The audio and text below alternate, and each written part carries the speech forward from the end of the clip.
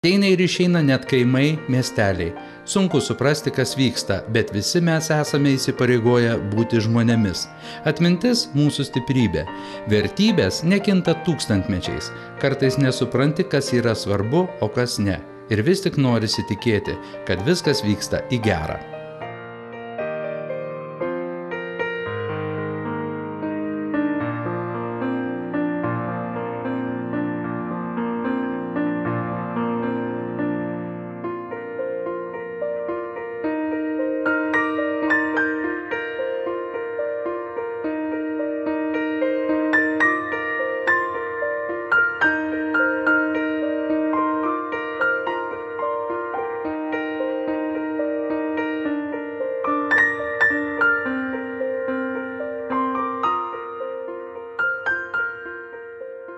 Turbūt visos Lietuvos istorija, nes visi mes, vienų tėvai, kitų seneliai, kiti patys dar likę gyventi kaime, bet visa pradžia vis tiek prasidėjo nuo kaimo, nuo žemdirbystės ir atskirų gyvenviečių.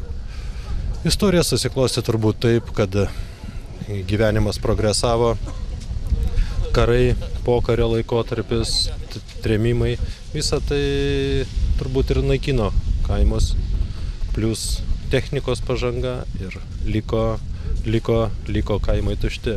Bet smagu yra tai, kad žmonės, kurie kilę iš to kaimo, jo neužmiršta ir stengiasi tai įamžinti, ar tai koplytstulpiu, ar tai paminkliniu akmeniu, ar kažko. Tai labai džiugina. Nijolė, iš kur atsirado mintis daryti knygą?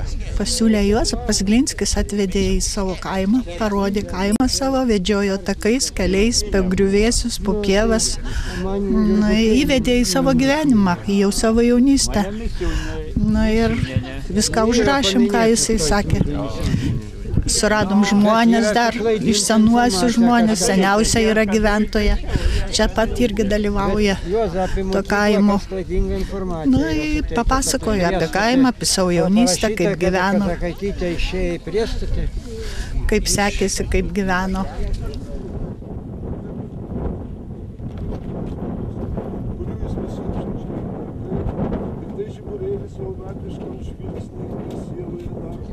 Jausmai kokie širdį? Ar čia geri jausmai, ar blogi, ar priimat kaip neišvengiamybę? tą dalyką reikėjo padaryti 20 metų atgal, kol dar buvo daug senesnių žmonių. Dabar kaimas baigia mirti. Likę keli žmonės, kurie šiandien perkopė per 80, a daugiau tokie visi 75, kurie daugiau atsimenam, kurie mažiau atsimenam. O tą iniciatyvą, nežinau, mes taip susėdę su Staškūnaite buvusią pasišnekėjom, kad gal reiktų kažką parašyti kažkokią knygutę, kažką tai. Ir kreipėmės į Petriką, kreipėmės į Kunkulevičienę ir jie sutiko tą darbą padaryti. Mes čia dirbom pusę metų, rinkom. Aišku, yra toj knygoj, dabar išleidom tą knygą, yra aišku ir nukrypimų, yra toks laikmetis, jau imam nuo 22 metų, kada tas dvaras buvo išdalytas naujakuriam, kada naujakuriai kūrėsi.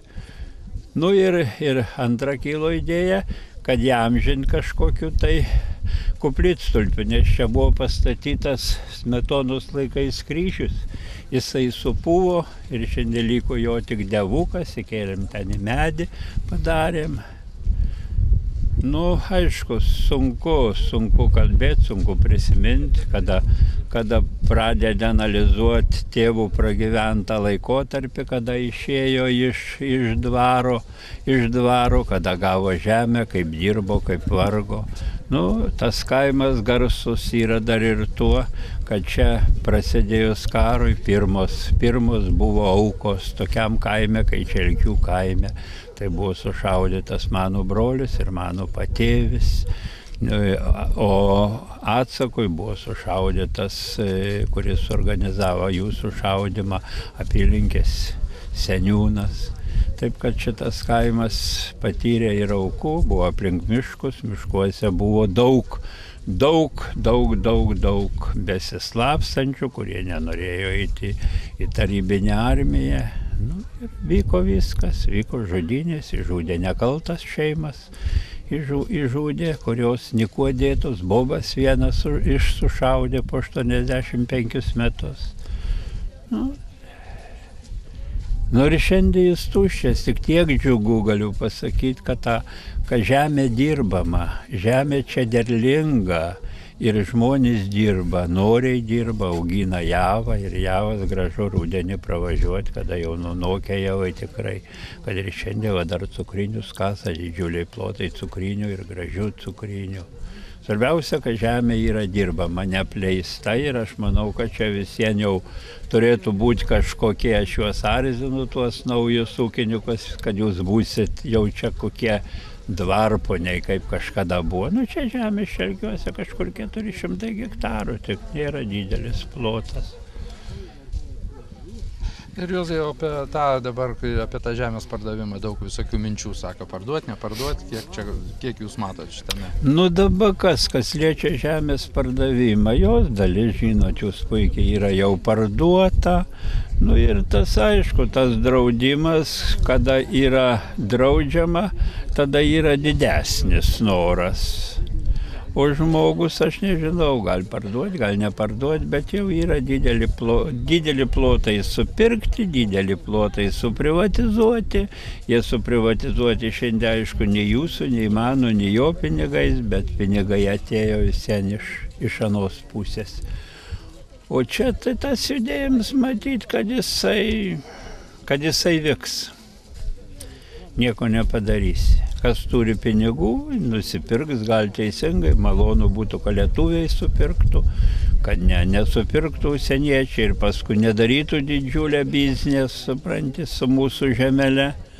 Nu, bet kaip yra, taip yra.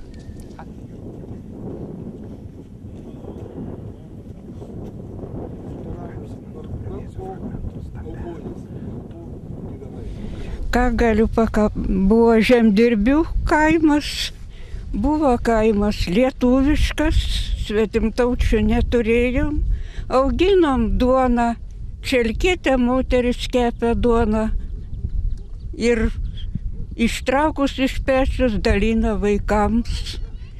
Buvo ten viską pažįsti, upė, pieva, lauką, ten mano gimtinė, ten mano jaunystė, ten mano visos mintis. Man atrodo, kad vakarais mane ten šaukia, kad parėčiau takeliu. Bet amžius daro savo. Išretėjo mūsų gretos, išretėjo, palikom visai keli tik senoliai. Ir dabar susitikę ne visad viens kitą pažįstam. Bet mes ir esam prisiekę žemdirbiai. Ten mūsų gyvenimas, ten mes dirbom, ten mes vargom, ten mes ėjom į kolūkį, ten mes statėmės savo gyvenimus kūrėm, auginam vaikus. Ir man labai dar brangiai Baisogalos bažnyčia, ten mano krikštas, ten mano komunija, ten mano vedybos, ten mano viskas yra. Ir noriu, kad dar Dievas palaikytų pagyventi. Atvažiavau čia, jaučiuosi labai laiminga, kad aš atvažiavau į savo kaimą. Jau pati ateit niekur nebėra, senatvė. Nu, kol Dievas laiko, reikia gyventi, reikia manytis, kaip gyventi, iš ko gyventi. Jau senai pensijonė, senai jau vyrą palaidojau. Ir šeimą visą palikam tik tai brolis ir sesuo ir aš.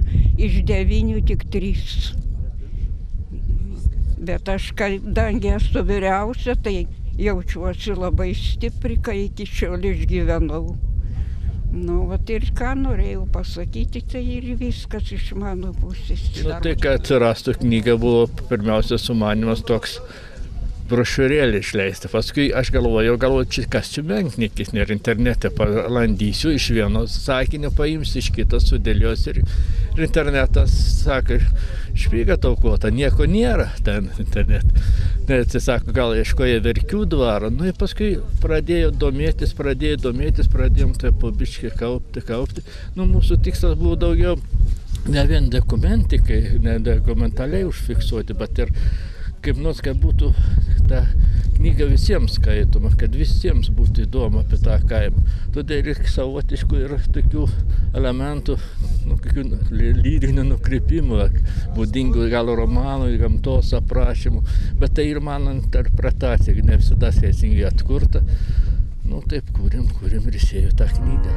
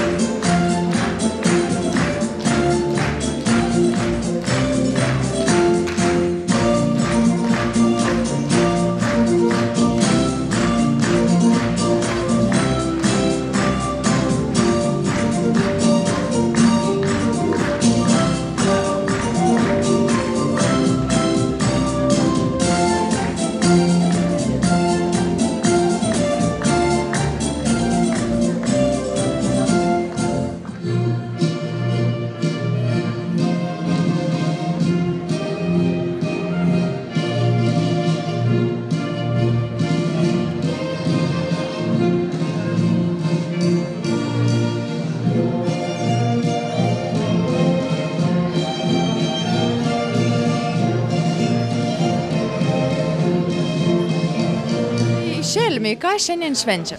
Šelmiai šiandien švenčia 30 metų, 3 mėnesių ir 3 dienų jubiliejų.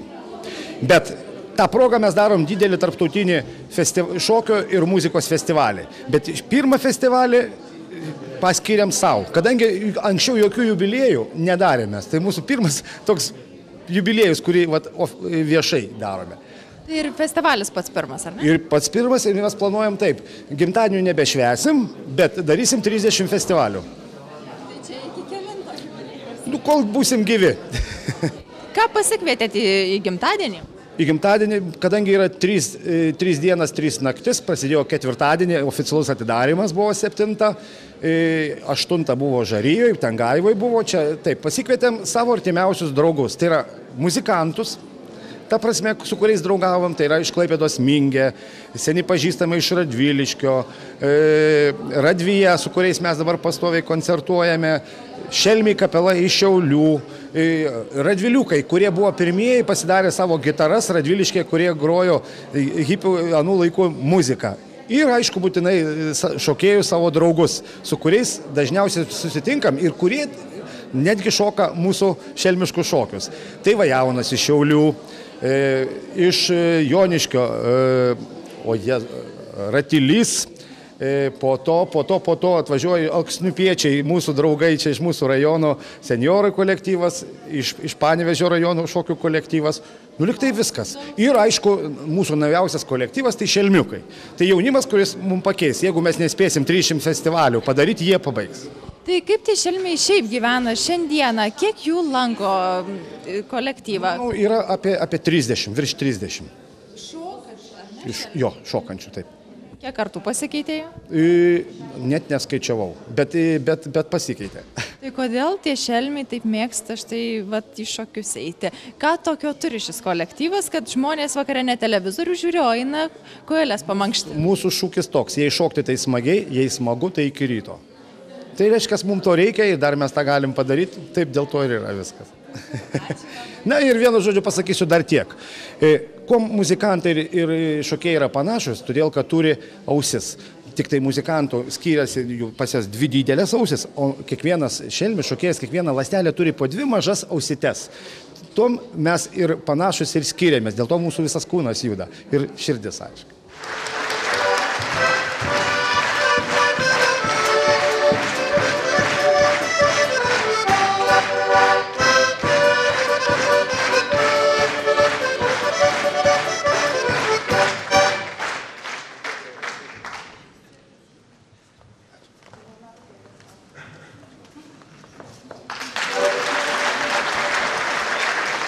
Iš tikrųjų labai malonu ir labai džiugu, kad turim tokį gražų kolektyvą, kuriam šiandien 30 metų jo veiklos. Tai mūsų Šelmio kolektyvas, turbūt su juo užaugo jau viena visa karta ir tų suaugusių žmonių vaikai turbūt jau lanko tą kolektyvą ir šoka.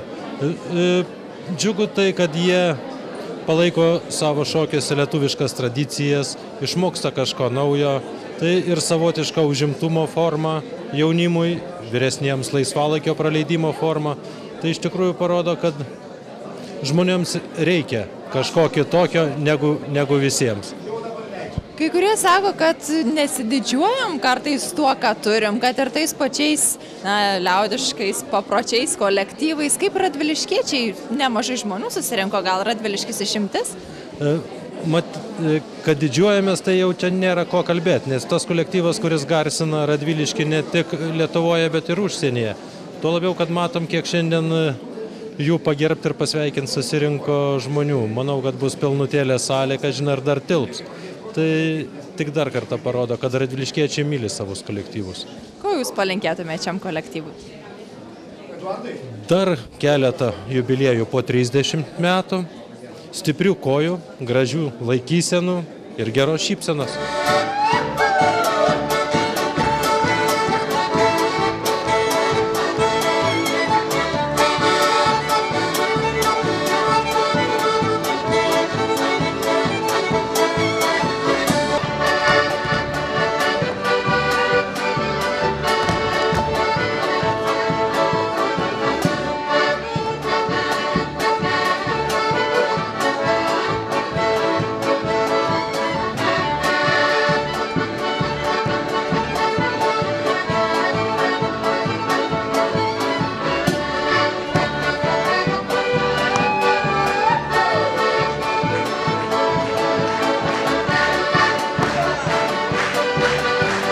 Atvykom pasveikinti, šokių kolektyvą pasižiūrėti ilgamečio. Koncerto tiesiog pasižiūrėti. Bet iš Kauno tie kelio važiavo dėl koncerto? Tai ne vien dėl to iš Kauno, tai atvažiavau su savais reikalais, bet pasiūliau užėti pasižiūrėti ir viskas, ir nusprendžiau, kad verta. Kodėl verta, įdomu jums tokie renginiai, kažkuo kitu traukia? Todėl, kad aš pats dalyvauju folkloro judėjime, tai žinau, kad Šelmiai senas kolektyvas, tiesiog su patirtim didelė, įdomu pasižiūrėti. O kaip manot, daug galima pamatyti panašių kolektyvų Lietuvoje apskritai, kad tokiuose mažesniuose miesteliuose vyksta tokie renginiai? Čia matot, ilgai kalbėti reiktų. Šiaip nyksta tas mūsų judėjimas už tai, kad finansavimas mažėja pastoviai.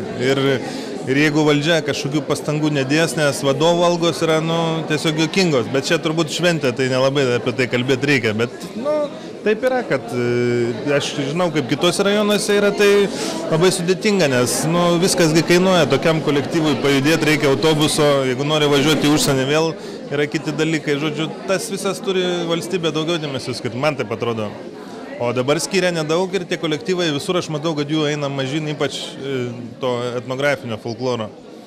Tai va, o visa kita, šiandien šventė, pažiūrėsim, kaip bus. Jeigu visur sako, ateina mažiau, tai reikia radviliškiečiam tik džiaugtis, kad turi tokį kolektyvą ir dar tokios šventės vyksta.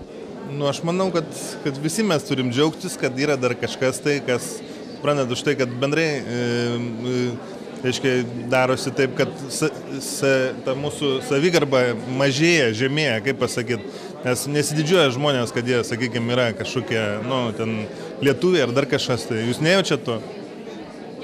Tai va, tai čiagi ir yra mūsų tas, kaip pasakyti, ta pati, mūsų mentalitetas ir mūsų kultūrinė išraiška, tai čia kiekvienas turi didžiuotis, nes jeigu šito nebus, tai išsivaikšto tėvynė, taip vadinkim, ar ne?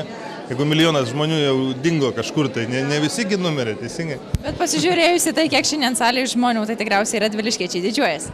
Nu, aš tikiuosi. Jaučiuosi, gerai jaučiuosi, aš nežinau. Šiaip nes man kaip iš dalies ir netikėt, kažkiek gal kai pradėjo teikti pasižiūrėjau, bet tai netikėto buvo, nes aš taip dabar šiuo metu nešoku, aš jau 3 metai kaip nebe kolektyve. O prieš tai kiek metų praleidęs? O prieš tai, kokių 86-7. Tai nemažas stažas, vos ne nuo pradžių beveik, taip galima sakyti. Beveik. Ta prasme, ten buvo su pertraukom, nes turėjau tokių truputį traumų, kur priverstinį buvo pertraukas, buvo studentas, buvau išvykęs, kai studijavau Kaune. Tai va, irgi ten keli metai tai buvo, bet grįždavau ir tiek, ir vėl šokam. Tai kuo tie šelmiai taip traukia žmonės, kad štai ar pertraukos, ar traumos vis tiek norisi sugrįžti ir šokti? Aš nežinau, čia buvo toks kaip gyvenimo būdas man, šokiai ir viskas.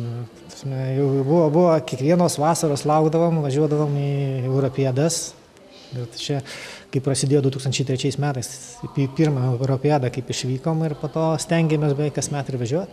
Tai kur keliavot su šelmiais?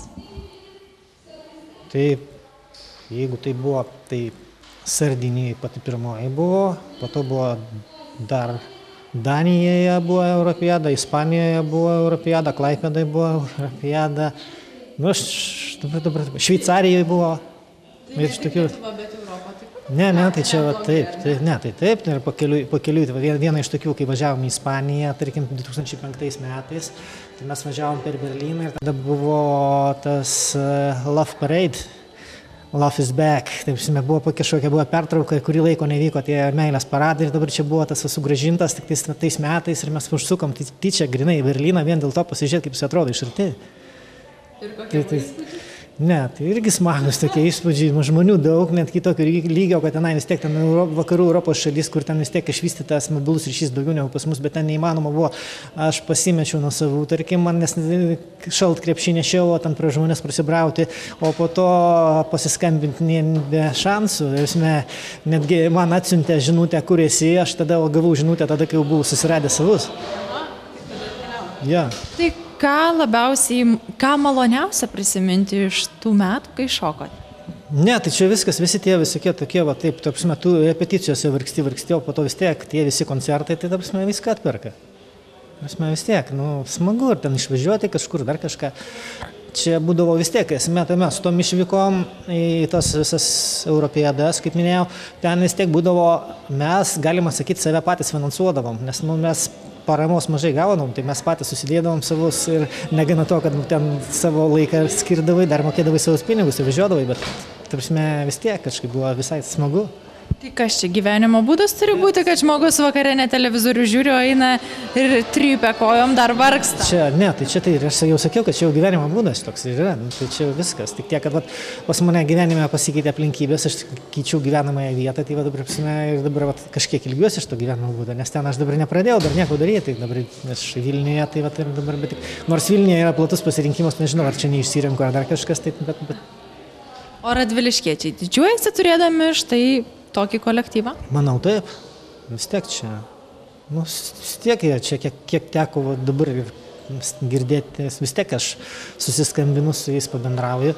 Tai vis tiek esu, kiek girdėjęs, tai sudalyvauju ir visai normaliai. Čia, turi, gauna tam kažkokius apdovanojimus, dar šitos, kad pasirodo neblogai konkursuose ar kažkas tokio. Čia poro už poros ar kažkur jie čia dabar buvo ir pasirodė visai gerai. Taip, kad ko šelmiams palinkėtumėt? Kaip? Kad ir daugiau tokių liktų, kad neįsubirėtų kas nors, nes būna čia, tai tas ir būna, tarkim, žmonės ateina išeina, tai kad atsirastų vis naujų, papildytų tas gretas.